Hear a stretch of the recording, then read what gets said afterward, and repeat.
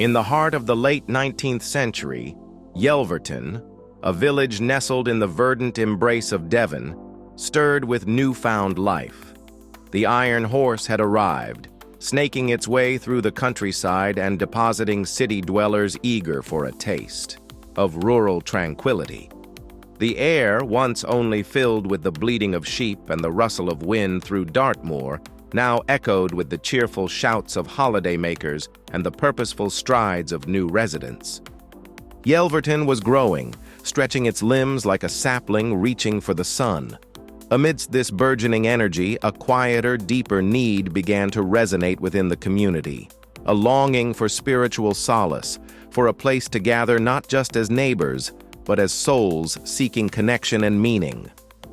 It was Charles King, a local architect with an eye for both practicality and grace, who first answered this silent call. In 1891, he envisioned a modest sanctuary, a wooden church, born of local timber and humble ambition. It rose gently from the earth, a light-filled haven capable of sheltering 130 souls. For a time, it was enough. The scent of pine and varnish mingled with the hymns sung within its walls, a comforting aroma that became synonymous with Sunday mornings in Yelverton. Children were christened beneath its simple roof, couples pledged their vows before its altar, and the departed were mourned within its comforting embrace. Yet, Yelverton continued its relentless growth. The railway, far from slowing its influence, amplified it. More houses sprouted, more families arrived, drawn by the fresh air and the promise of a gentler pace of life, yet still within reach of the bustling city of Plymouth. Soon, the wooden church, once ample, began to feel like a well-loved but slightly too small coat. Sunday services saw parishioners spilling out onto the grassy verge, their voices carrying on the breeze, a testament to a faith that refused to be confined.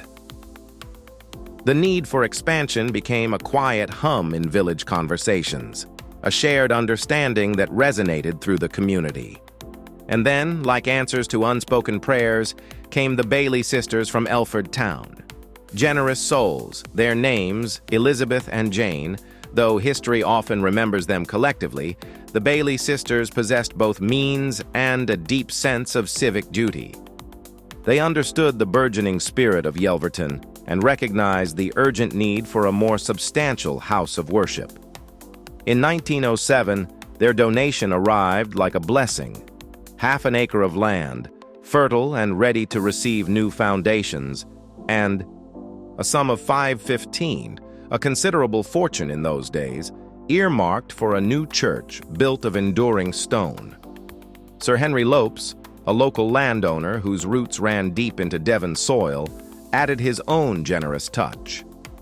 From his Yelverton quarry near Dowsland, he offered the very stone that formed the bones of the land, rugged granite tinged with the gray and green hues of Dartmoor itself.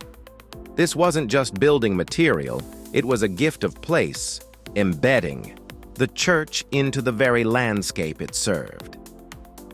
To design this new edifice, they turned to Sir Charles Nicholson, a name whispered with reverence in ecclesiastical architectural circles. A man of the Edwardian era, known for his ability to blend grandeur with grace, he partnered with Hubert Corlette, and together they envisioned a church that would not just house the growing congregation, but inspire them.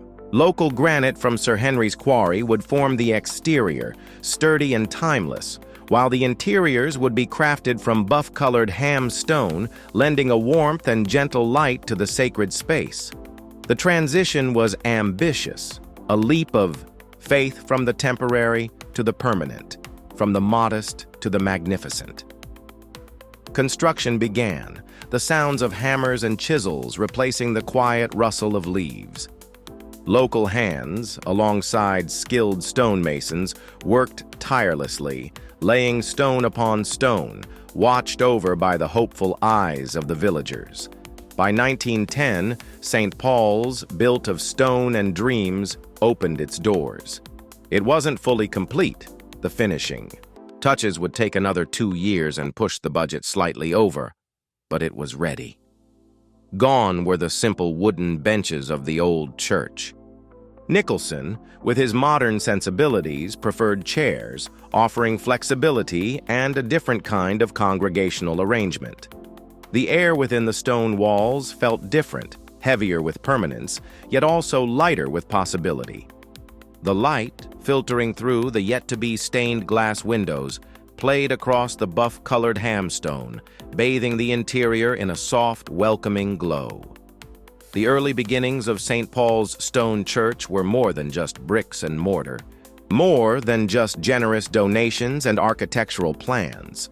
They were a testament to a community's burgeoning spirit, their growing faith, and their collective desire to build something lasting, something beautiful,